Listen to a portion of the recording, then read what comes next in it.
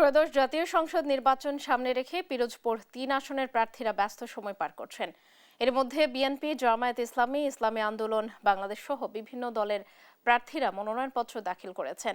এ আসনে স্বতন্ত্র সহ মনোনয়নপত্র জমা পড়েছে ৭টি। তবে নেতা নির্বাচনে অবকাঠামো উন্নয়নের পাশাপাশি সন্ত্রাস নির্মূলে গুরুত্ব দিচ্ছেন এখানকার ভোটাররা। সহকর্মী জালেস মাহমুদের রিপোর্ট, জানাচ্ছেন সুপ্রিয়া তৃষা।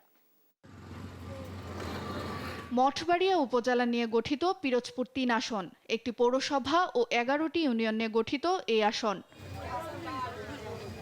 এই আসনে মনোনয়ন জমা দিয়েছেন বিএনপি প্রার্থী রুহুল আমিন দুলাল, জামায়াতের প্রার্থী শরীফ আব্দুল জলিল, ইসলামী আন্দোলন বাংলাদেশের প্রার্থী ডাক্তার রুস্তম আলী ফরাজি, জাতীয় পার্টির প্রার্থী মাশরেকুল আজম রবি, এনসিপির প্রার্থী ডক্টর শামীম হামিদি, জাসদের প্রার্থী করিম শিকদার ও স্বতন্ত্র প্রার্থী তৌহিদুজ্জামান। তফসিল অনুযায়ী প্রচারণা বন্ধ থাকলেও বিভিন্ন সামাজিক কর্মকাণ্ডে ভোটারদের কাছে পৌঁছানোর চেষ্টায় ব্যস্ত প্রার্থীরা।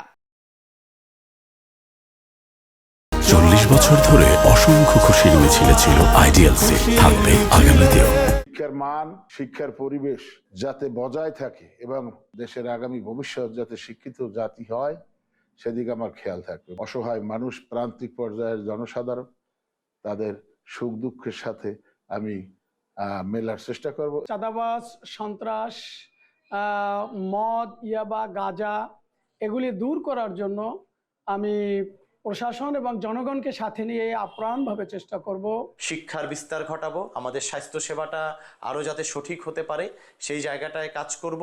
আমরা মঠবাড়িয়াটাকে একটা অর্থনৈতিকভাবে সমৃদ্ধশালী অঞ্চল হিসাবে গড়ে তুলব। সড়ক সংস্কার, বিশুদ্ধ পানির সংকট নিরসনের পাশাপাশি সন্ত্রাস নির্মূল করবে এমন নেতা বেছে নিতে চান ভোটাররা। এজন্য সুষ্ঠু ও নিরাপদ নির্বাচন আয়োজনের দাবি তাদের। আদর্শ মঠবাড়িয়া গঠন করার জন্য যেই ব্যক্তি কাজ করবেন, যেই প্রার্থী কাজ করবেন, আমরা এমন এক প্রার্থীকেই বাছাই করতে চাই। শিক্ষিত যুবকদেরকে যেন কর্মসংস্থানের ব্যবস্থা করা হয়, সেইটাই আমার একটা প্রত্যাশা। যারা ব্যবসায়ী আছি, সংখ্যালঘু, তারা নিরাপদে ব্যবসায়ী করতে পারি, এজন্য পিরোজপুর ৩ আসনে মোট ভোটার ২,৩৮,৬৫৮ জন। এর মধ্যে পুরুষ ভোটার ১,২০,৪৭৬ জন এবং নারী ভোটার ১,১৮,১৮১ জন।